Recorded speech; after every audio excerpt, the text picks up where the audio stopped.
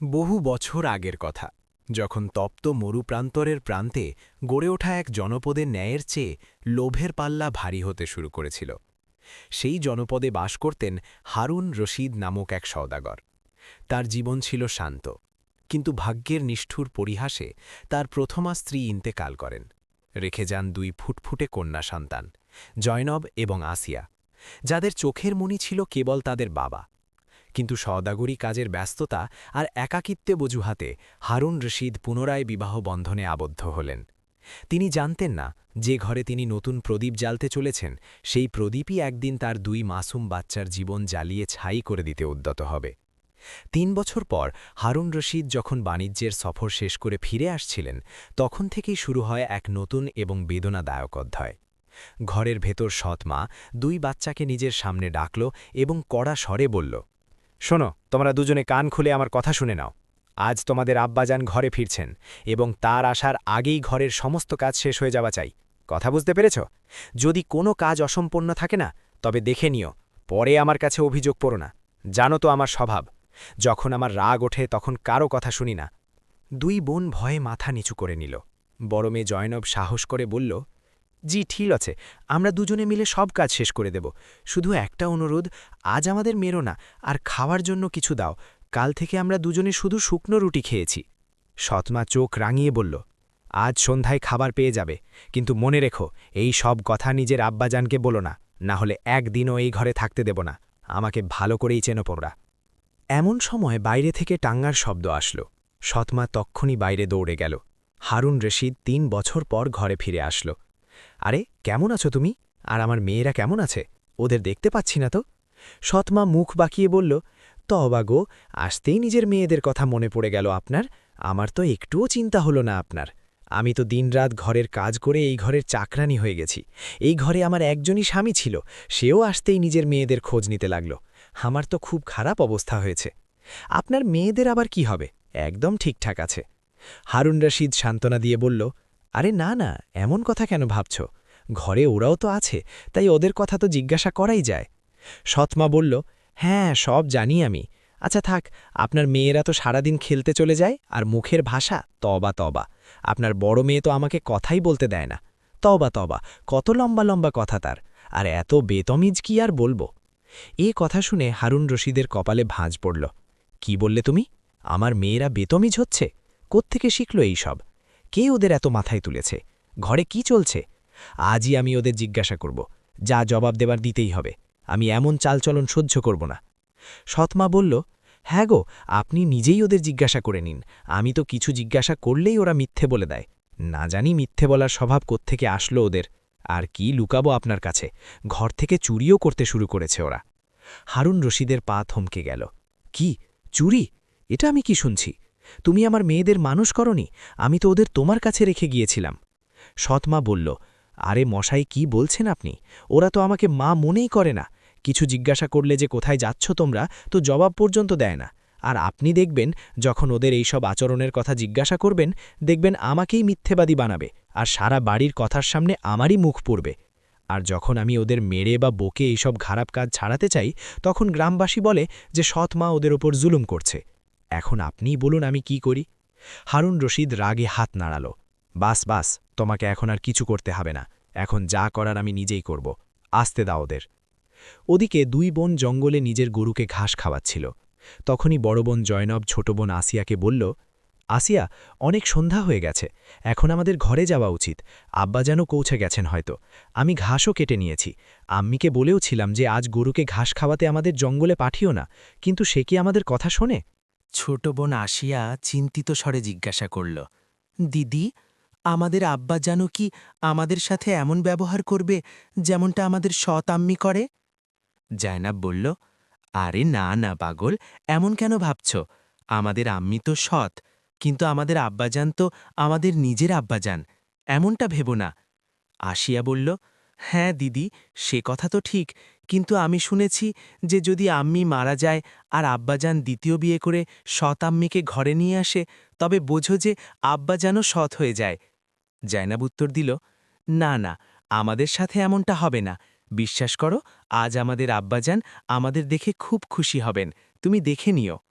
কিন্তু সত্যি তো এটাই ছিল যে ছোট বোন আসিয়া বড় বোনের চেয়ে বেশি বুদ্ধিমান ও মেধাবী ছিল। দুজনে নিজের গরু নিয়ে ঘরের দিকে রওনা হল। ঘরে হারুন রশিদ অস্থির হয়ে পায়চারি করছিল। আসতে দাও ওদের দুজনকে, আমি নিজেই গিয়ে ওদের কান ধরে নিয়ে আসব। কোথায় মুখ পুড়িয়ে ঘুরে বেড়াচ্ছে, এত রাত হয়ে গেল এখনো বাড়ি ফিরল না, একদম সীমা ছাড়িয়ে গেছে। এমন সময় দুই বোন গরু নিয়ে ঘরে পৌঁছাল। হারুন রশিদ ওদের দেখেই রেগে জিজ্ঞাসা করল, কোথায় ছিলে তোমরা দুজনে? ৩ বছর পর আমি আজ এই ঘরে পা রাখলাম, আর এখানে এসে দেখছি তোমরা দুজনে ঘরেই নেই। এই আদব কায়দায় শিখে রেখেছ? বাপ ফিরেছে আর তোমাদের খবর পর্যন্ত নেই। আজ তো সীমা ছাড়িয়ে গেছে, এখন আসতেই তোমাদের সব কাজের হিসেব নিতে হবে।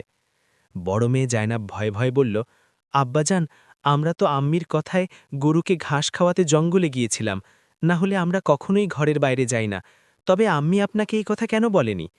সৎমা তক্ষুনি বলে উঠল, তওবা তওবা, কত মিথ্যেবাদী এই মেয়েগুলো, তওবা তওবা। আমি আপনাকে আগেই বলেছিলাম যে ঘরের পাশে এত ঘাস আছে আর ওরা বিনা কারণে গরুকে নিয়ে জঙ্গলে চলে গেছে। আজকাল তো আমি প্রতিদিন নিজেই গরুকে নিয়ে যাই, কিন্তু আজ আপনাকে দেখানোর জন্য ওরা গরুকে নিয়ে জঙ্গলে চলে গেছে। আব্বাজান, আম্মি মিথ্যে বলছে, ছোট মেয়ে আসিয়া অনুরোধ করে বলল। আম্মি, আপনি এমন কেন বলছেন? আব্বাজানকে সত্যিটা বলে দিন না। আমরা তো আজ পর্যন্ত কখনো আম্মির অনুমতি ছাড়া ঘর থেকে বাইরে পা রাখিনি, তবে আপনি এমন কেন বলছেন আম্মি? হারুন রশিদ কঠোরভাবে হাত তুলল। বাস বাস, খামোশ হও তোমরা সব। এখন যা সিদ্ধান্ত নেওয়ার আমি নিজেই নেব। তোমরা দুজনে এখন তোমাদের ঘরে চলে যাও, আর সকালে তৈরি থেকো। আমি আমার মেয়েদের ঘুরতে নিয়ে যাব, আর কাল আমরা তোমাদের ফুপুর ঘরে যাব, ঠিক আছে? দুই বোনের চোখ চকচক করে উঠল। কি সত্যি আব্বাজান? আব্বাজান, আপনি কত ভালো।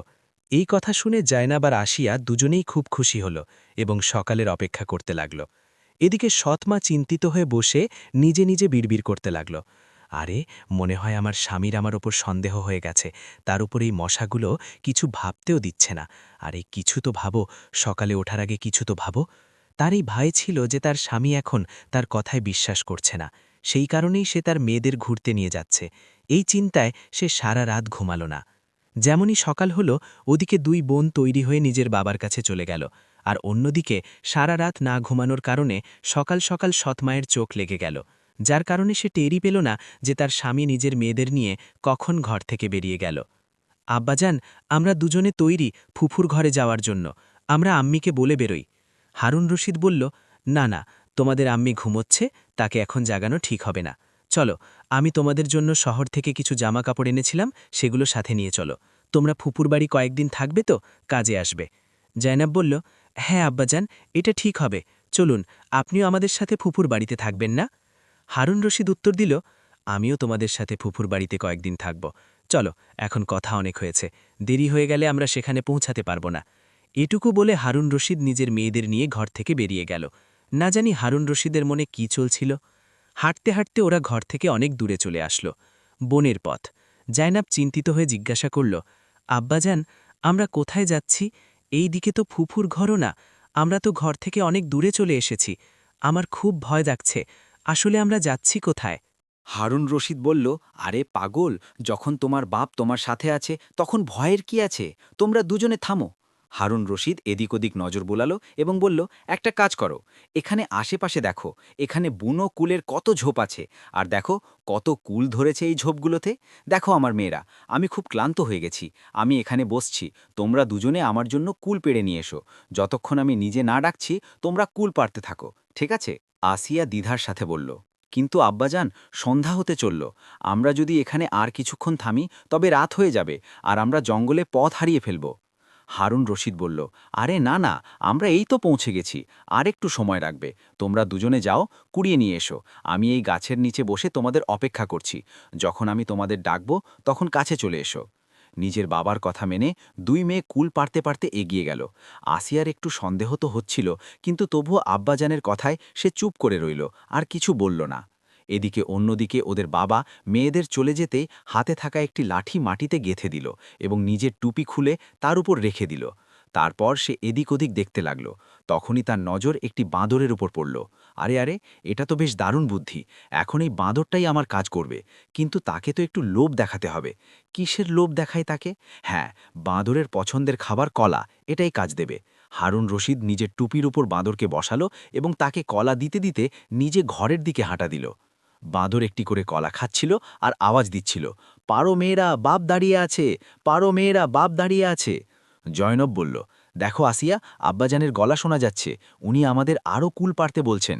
চলো, যতক্ষণ আব্বাজান বলছেন আমরা ততক্ষণ পারতে থাকি। দুই বোন অনেকক্ষণ ধরে কুল কুড়ালো, আর এদিকে বাঁদরও ডাক দিয়ে গেল। যখন বাঁদর শেষ কলাটি খেয়ে নিল, তখন একটি কলার নিচে পড়ে গেল। বাঁদর একদম চুপ হয়ে গেল। এখন মেয়েরা খেয়াল করল যে আব্বাজানের গলা আসা বন্ধ হয়ে গেছে। শোনো আসিয়া, আব্বাজানের গলা আসা বন্ধ হয়ে গেছে, মনে হয় উনি আমাদের ফিরে ডাকছেন। চলো এখন আব্বাজানের কাছে যাই, অনেক দেরি হয়ে গেছে।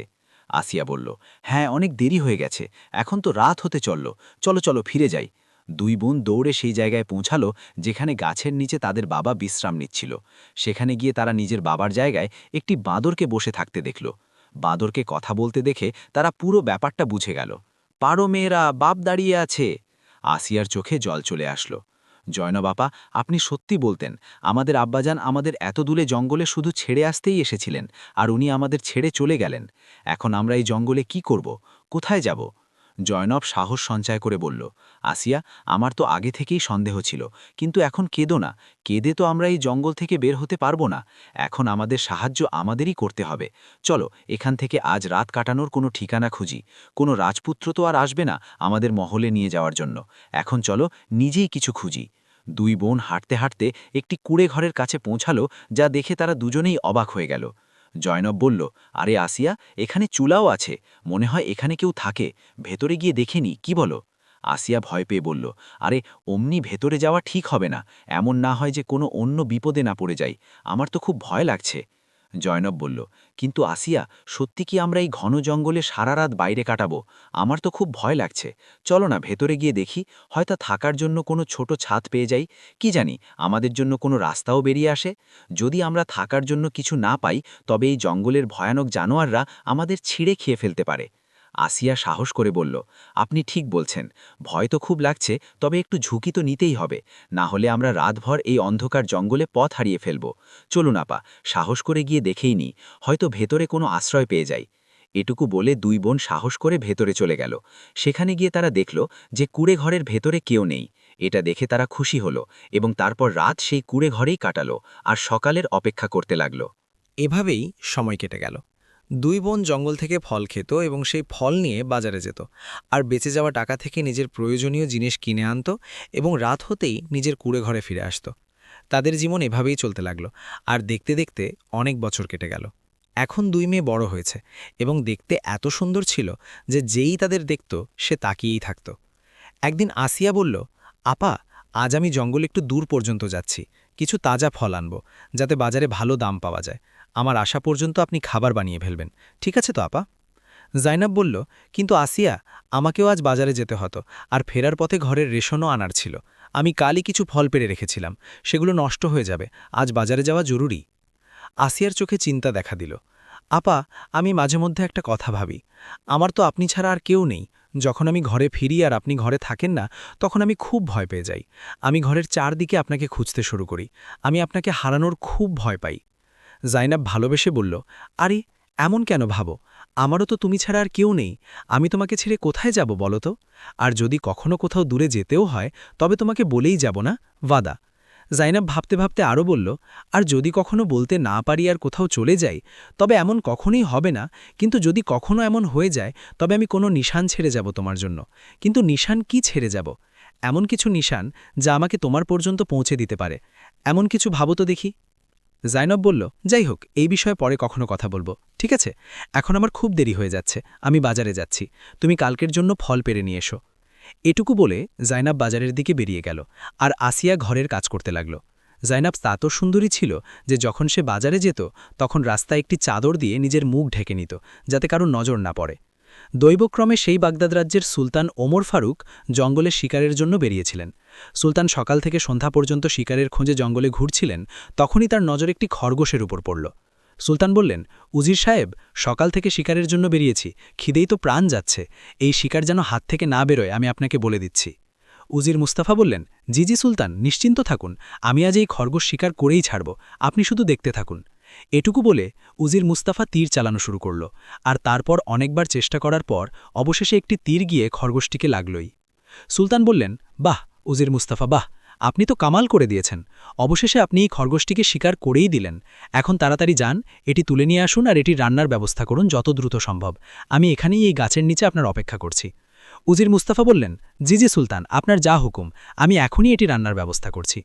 উজির মুস্তাফা না দেখল ডানে, না দেখল বামে, খরগোশটি তুলল এবং তারপর জঙ্গলে আগুনের খোঁজে ঘুরতে লাগল। উজির ভাবল, আরে সুলতানও না, এই জঙ্গলে আগুন কোত্থেকে পাবো? কোথায় রান্না করব আমি এই খরগোশটিকে? এটা তো অসম্ভব। তখনই উজির দেখে যে একটি কুঁড়ে ঘরের পাশ দিয়ে ধোঁয়া বেরোচ্ছে। উজির ভাবল, আরে এত সুন্দরী মেয়ে, আর জঙ্গলে মনে হচ্ছে রান্না করছে। চলো, খরগোশটিকেও এখানেই রান্না করে নিই। কিন্তু এই জঙ্গলে এখানে একা কি করছে? এ কি এখানেই থাকে? চলো গিয়ে একেই জিজ্ঞাসা করি। আসিয়া দ্রুত ঘুরে বলল, আপনি কি এখানে কি করছেন? আর আমাকে চুপচাপ দেখছিলেন কি? আর এগিয়ে আসবেন না, না হলে আমি আপনার টুকরো করে দেব। আর এটা সাবধান বাণী না, মনে রাখবেন। উজির মুস্তাফা বলল, দেখুন, আপনি আমাকে ভুল বুঝছেন। আমি এখানে আপনাকে ক্ষতি করতে আসিনি। আসলে কথা এই যে আমি একটি খরগোশ শিকার করেছি, তো সেটা রান্নার জন্য আমার আগুন দরকার ছিল, তো সেই কারণেই এখানে চলে এসেছি। আসিয়া বলল, আচ্ছা ঠিক আছে, আপনি রান্না করে নিন, আর রান্না করে জলদি এখান থেকে চলে যান। আসিয়া এত সুন্দরী ছিল যে যখন উজির মুস্তাফা খরগোশটিকে চুলার ওপর চড়ালো, তখন তার মনোযোগ আসিয়ার সৌন্দর্যের দিকে চলে গেল। এতটাই মনোযোগ সরে গেল যে খরগোশ পুড়ে কয়লা হয়ে গেল, আর উজিরের খবরই রইল না। আসিয়া রেগে বলল, হ্যাঁ, এটা তো সব পুড়ে গেছে, আপনার মনোযোগ কোথায় ছিল? এখন এই পোড়া খরগোশটি তুলুন আর এখান থেকে যান। উজির মুস্তাফা ভয় পেয়ে গেল। হায়, এটা কি হয়ে গেল? সুলতান তো আজ আমাকে মেরেই ফেলবেন। দেখুন, যান এখান থেকে। আপনি নিশ্চয়ই জানতেন আর ইচ্ছে করেই নিজের খরগোশটি পুড়িয়েছেন যাতে আমি আপনাকে খাবার কিছু দিই আর এখানে থাকতে বলি, কিন্তু এমনটা হবে না। আপনি এখান থেকে যান, না হলে আমি আমার কুড়াল নিয়ে আসব। এই সব দেখে উজির মুস্তাফা সুলতানের ভয়ে কাঁপতে লাগল। এদিকে সুলতান ওমর ফারুকও খরগোশের অপেক্ষা করছিলেন। সুলতানের খুব খিদে পেয়েছিল। সুলতান বললেন, উজির মুস্তাফা, আপনি একটা খরগোশ রান্না করতে গিয়েছিলেন নাকি 10টা রান্না করে নিয়ে এসেছেন? এত দেরি কেন করলেন আপনি? খুব খিদে পেয়েছে আমার। এখন দিন, কোথায় খরগোশ? উজির মুস্তাফা হাঁটু গেড়ে বসে বলল, সুলতান, আমাকে মাফ করে দিন হুজুর, আমার ভুল ছিল না, অজান্তে হয়ে গেছে আমার দ্বারা এমনটা। সে এত সুন্দরী ছিল যে আমি তাকে দেখে দুনিয়াই ভুলে গেলাম। সুলতান বললেন, কে এত সুন্দরী ছিল? কার কথা বলছো? আমাকে খুলে বলো। আর খরগোশ কোথায়? উজির মুস্তাফা বলল, সুলতান, সে এখানে থাকে, একটি কুড়ে ঘরে হুজুর। আপনি তাকে দেখে খরগোশ কি সবকিছু ভুলে যাবেন। চলুন সুলতান, আসুন আমি আপনাকে সেই কুড়ে ঘরে নিয়ে চলি। আপনাকে দেখলেই বুঝতে পারবেন যে আমি কেন দুনিয়া ভুলে বসেছিলাম। সুলতান বললেন, আচ্ছা, তো এমন কথা? আমাদের মালিকারা এই পুরো জগতের সবচেয়ে সুন্দরী মালিকা, আর তুমি বলছো যে তুমি এক সুন্দরী কানিজ দেখেছ, যাকে দেখে তুমি সবকিছু ভুলে বসেছ। চলো আমিও গিয়ে দেখি কেমন সৌন্দর্য দেখে ফেলেছ তুমি। এখন সুলতান আর উজির মুস্তাফা দুজনেই সেই কুড়ে ঘরের দিকে এগোতে লাগল। জাইনাব সেখানে বসে রান্না করছিল। সুলতানের নজর যখন জাইনাবের উপর পড়ল, তখন সুলতান নিজের হোশ হারিয়ে ফেললেন। তিনি আজ পর্যন্ত এমন সৌন্দর্য দেখেননি। তখনই উজির মুস্তাফা সুলতানকে জিজ্ঞাসা করল, কেন সুলতান, আমি বলেছিলাম না আপনাকে, এমন সৌন্দর্য আপনি আজ পর্যন্ত দেখেননি। তো কি নতুন মালিকার বন্দোবস্ত করা যাক, কি বলেন? সুলতান বললেন, না না উজির মুস্তাফা, নিজের মালিকাকে এভাবে নিয়ে যাওয়া ঠিক না। আমরা আমাদের সুন্দরী মালিকাকে পালকিতে নিয়ে যাব। এখন চলো এখান থেকে, কাল আমরা আমাদের মালিকাকে নিতে পালকি নিয়ে আসব। এইভাবে সুলতান আর উজির দুজনেই সেখান থেকে চলে গেল। জাইনাব এতটুকু অনুভবও করতে পারল না যে কেউ তাকে চুপচাপ দেখছিল।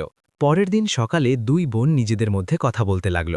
জাইনাব আসিয়াকে জানালো, আসিয়া, শোন তো, কাল একটা লোক এসেছিল একটা খরগোশ হাতে নিয়ে। পাগলটা এমন ছিল যে তার এত মনোযোগ হারিয়েছিল যে পুরো খরগোশটাই পুড়ে গেল। বেচারা, সে পোড়া খরগোশই খেয়েছে হয়তো। আসিয়া বলল, আপা, আপনিও না। আচ্ছা শোনো আপা, আমি আজ জঙ্গলে যাচ্ছি ফল পাড়তে, সন্ধে পর্যন্ত চলে আসব। কুড়েঘরের দরজা ভালো করে বন্ধ রেখো, ঠিক আছে? কেউ আসলে দরজা খুলো না। এইটুকু বলে আসিয়া সেখান থেকে চলে গেল। আসিয়া চলে যাওয়ার পর এখন জাইনাব ঘরে একা ছিল। তখনই জাইনাব ঘোড়ার পায়ের আওয়াজ শুনল। দেখার জন্য জাইনাব কুড়ে ঘর থেকে বাইরে আসলো। তখন জাইনাব যা দেখল তা দেখে অবাক হয়ে গেল। জাইনাবের জন্য পালকি তার দরজায় চলে এসেছিল। এটা দেখে জাইনাব সব বুঝে গেল। তখনই উজির মুস্তাফা তার কাছে আসলো আর বলল, আমি বাগদাদের সুলতান ওমর ফারুকের উজির। আমাদের সুলতান আপনাকে বিয়ে করতে চান, আপনি কি এই বিয়ে কবুল করেন?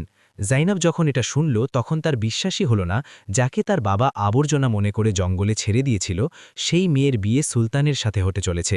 এটা ভেবে জাইনাবের চোখ ভরে আসলো, আর সে কোনো সময় নষ্ট না করে তক্ষুনি হ্যাঁ বলে দিল। সে বলল, আমার এই বিয়ে মঞ্জুর আছে, আমি এক্ষুনি ভেতর থেকে নিজের পুটলি নিয়ে আসছি। নিশান। জাইনাব কুঁড়েঘরের ভেতরে গেল আর তারপর হাত ভরে সরিষার বীজ তুলে আনল আর যেমন যেমন রাস্তা দিয়ে চলতে লাগল বীজ ফেলে গেল। এখন জাইনাব এই কুঁড়েঘর থেকে চলে গিয়েছিল। কিছুক্ষণ পর আসিয়াও সেখানে আসলো, কিন্তু যখন আসিয়া কুঁড়েঘরে ঢুকল তখন সেখানে কেউ ছিল না। আসিয়া সব জায়গায় নিজের বোনকে খুঁজতে লাগল, কিন্তু আজ তার বোন সেখানে ছিল না। আসিয়া কাঁদতে কাঁদতে বলল, আরে আপা, কোথায় চলে গেলে? আমার ভয় ছিল আর সেটাই হলো। আপা এখন কোথায়? আমাকে ছেড়ে কোথায় চলে গেলে? আপা কোথায় তুমি? আপা। এভাবে জাইনাব চলে যাওয়ার 2 দিন কেটে গেল। সে মহলের চাকচিককে নিজের বোনকে ভুলেই গেল, যেখানে 2 দিন ধরে আসিয়া নিজের বোনের অপেক্ষা করছিল। রাতে খুব জোরে বৃষ্টি হলো, কিন্তু যখন সকাল হলো তখন দৃশ্যই বদলে গিয়েছিল।